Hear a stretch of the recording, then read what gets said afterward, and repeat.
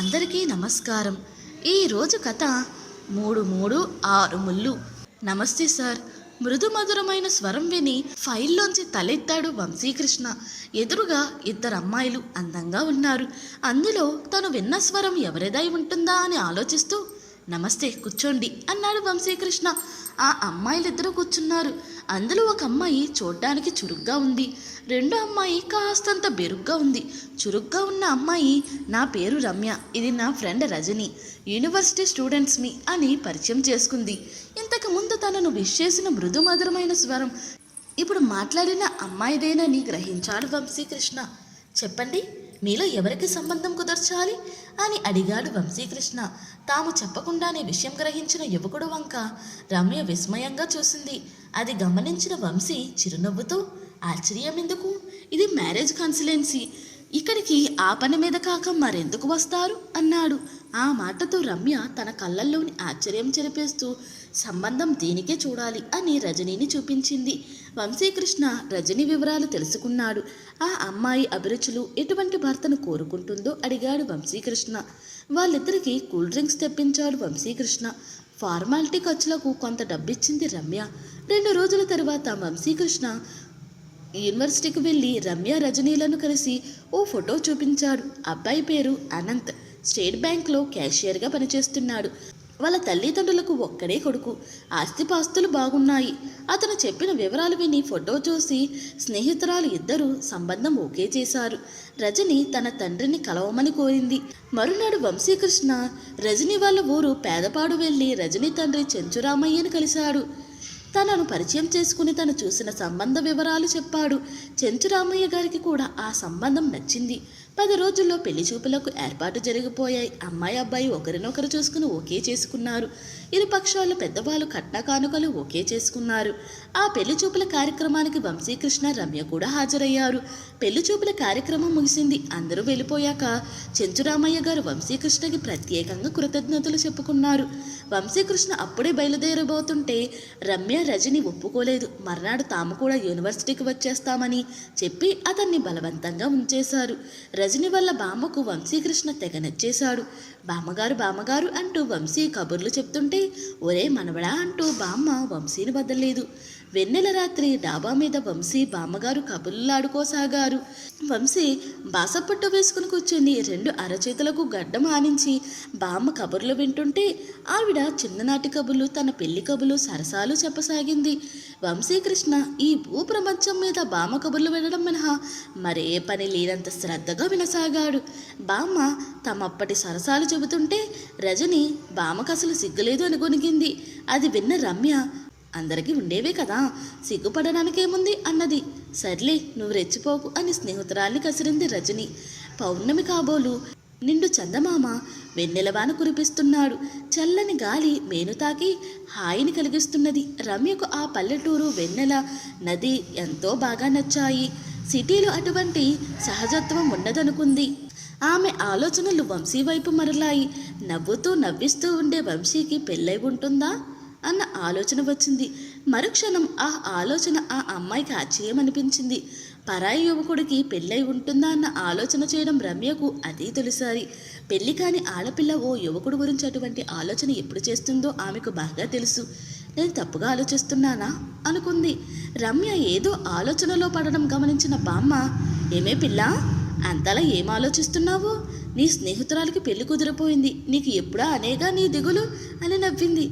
అదేం కాదు బామ్మ అన్నది రమ్య. అంతలో రజని కలగజేసుకుని నిజం దాచకు, నీ మనసులోని ఆలోచన మాకు తెలుసు అంది. రజని తన మీద దారి చేయబోతున్నట్లు గ్రహించింది రమ్య.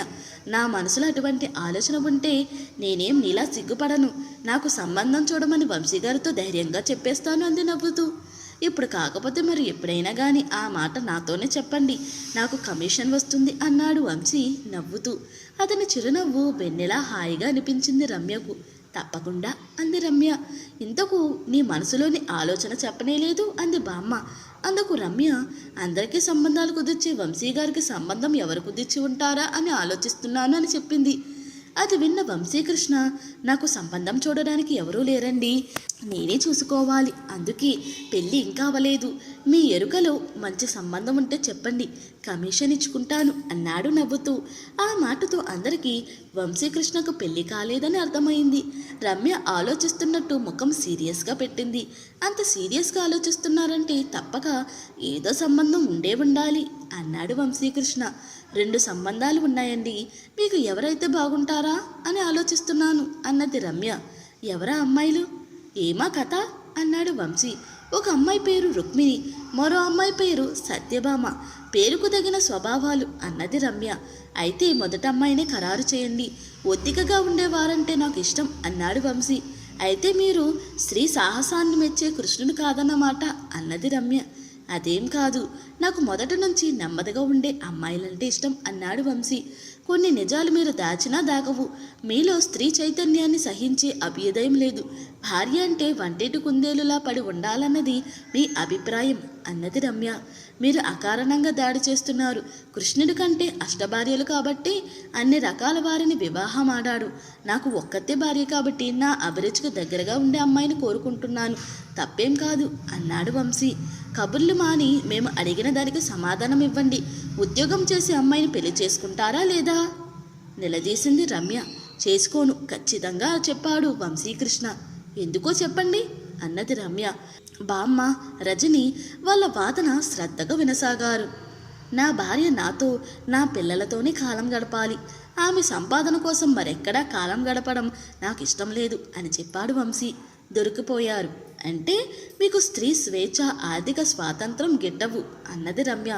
మీరు పొరబడుతున్నారు, నేను బయట పని చేసినట్లే నా భార్య ఇంట్లో పని చేస్తుంది, నిజం చెప్పాలంటే ఆమె చేసే సేవలు విలువ నా సంపాదన కంటే ఎక్కువే అన్నాడు వంశీ.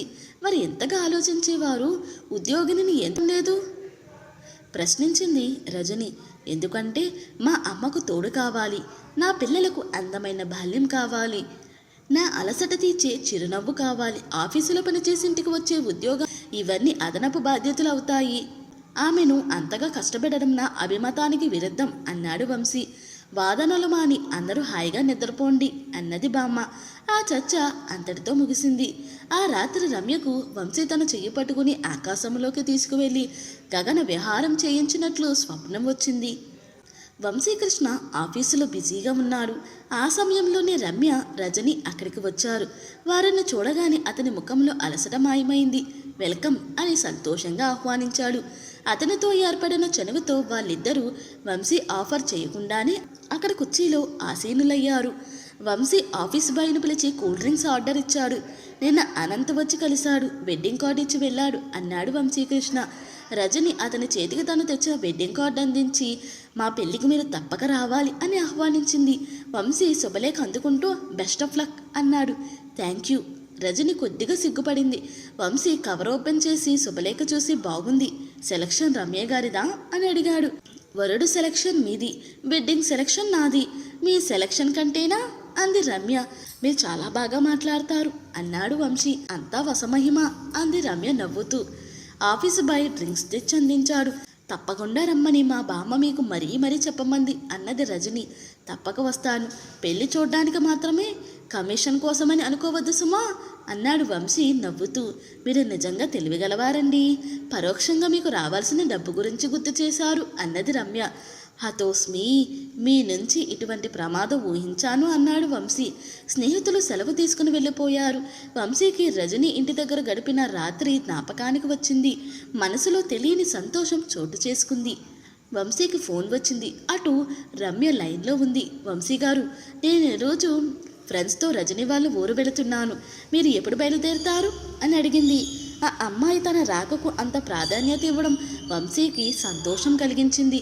ముహూర్తం రాత్రికి కదా, నేను ఆ సాయంత్రం బయలుదేరతాను అన్నాడు. మరి కొంచెం ముందర బయలుదేరండి, అమ్మాయిలందరం కలిసి అనంత మహాశయుణ్ణి ఆట పట్టించే కార్యక్రమం ఒకటి ఏర్పాటు చేశాం, త్వరగా వస్తే వీక్షించే అవకాశం మీకు దక్కుతుంది అన్నది రమ్య. నేను వస్తే అటువంటివి ఒప్పుకోను, నా సపోర్ట్ అనంతకై అన్నాడు వంశీ.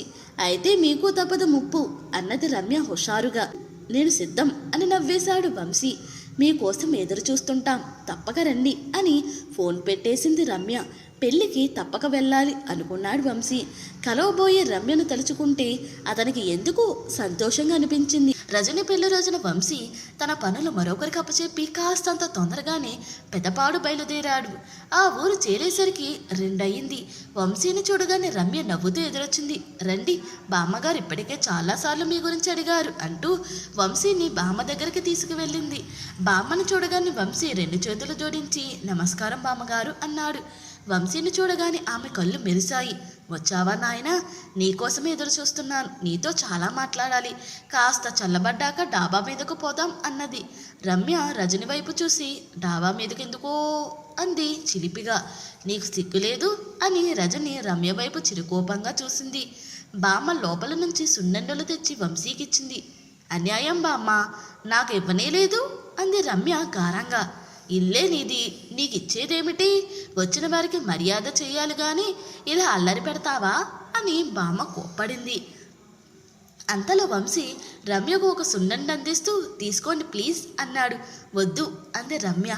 అతను అభ్యర్థించేసరికి కాదనలేక తీసుకుంది. అతని చేతి నుంచి సున్నుండ అందుకుని తినడం ఆమెకు ఎనలేని సంతోషాన్ని కలిగించింది. అతను ఆమెకు పరాయి మనుషులు అనిపించలేదు. వంశీ అక్కడ నుంచి మగపెళ్లివారి విడిదింటికి వెళ్ళాడు. అనంత్ ఫ్రెండ్స్ వంశీతో థ్యాంక్స్ గురువుగారు, మా వాడికి మంచి సంబంధం కుదిర్చారు అన్నారు నవ్వుతూ.